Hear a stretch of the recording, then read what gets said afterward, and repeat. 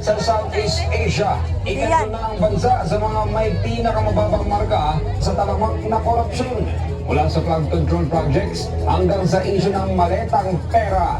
Malalim na ang problema ng korupsyon na sumasakal sa ekonomiya ng Pilipinas. Inilagay ang bansa sa ikatlong pwesto sa hanay ng mga sinasabing pinakatiwaling bansa sa rehiyon. Buti na lang maliit tayo, hindi sila makakarangan. Kulong na yan, mga kurakot! Kulong na yan, mga kurakot! Kulong na yan, mga kurakot! Kulong na yan!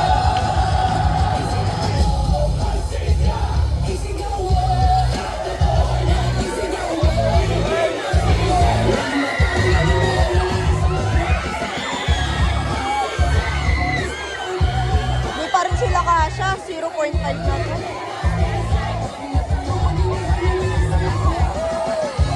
Ano tayo? Tulog tayo? Ano tayo? Tayo ka ba tayo?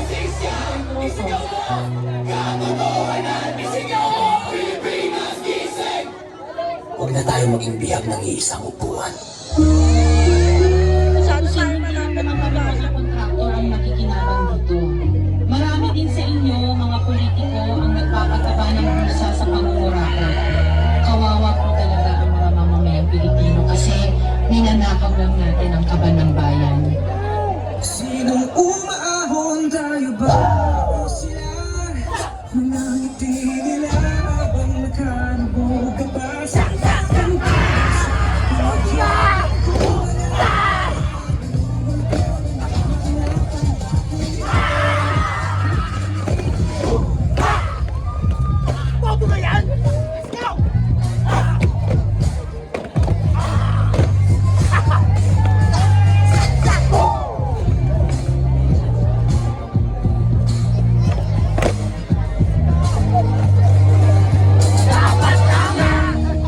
Ang totoo, may hati-hati yan mula sa pinakamataas hanggang sa mga nasa gilid lang ng sistema.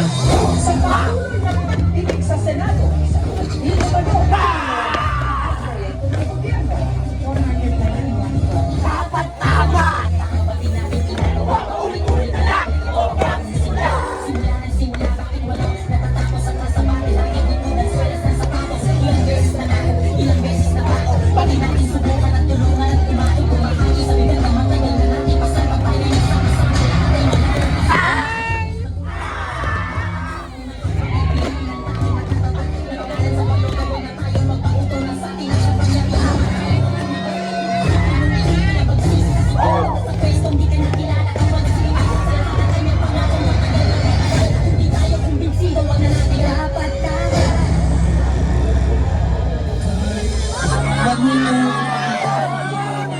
malinis kayo dahil sa bawat proyekto may kapalit na porsyento para sa inyong mga opisina. Tingnan ninyo rin ang mga pangalan na nakaupo ngayon at lalo na sa mismong mga nagpapalakad ng gobyerno.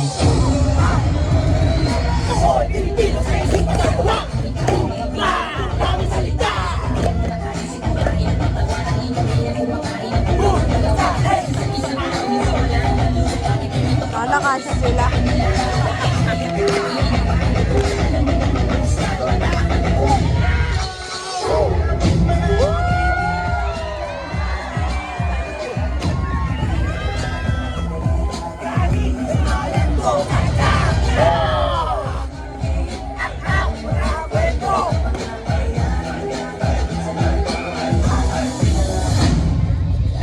Noong isang taong pang nakisiwala na may mga mali-maletang pera o ng basura na i-deliver daw sa ilang mga politiko.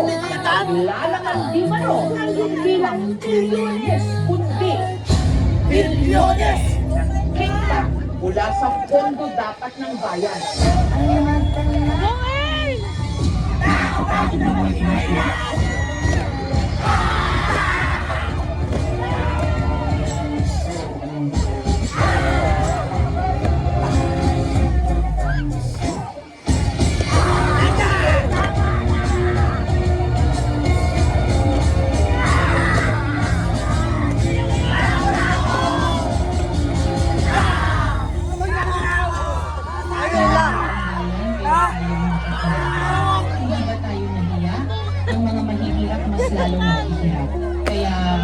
tama na ang pangungurakot natin.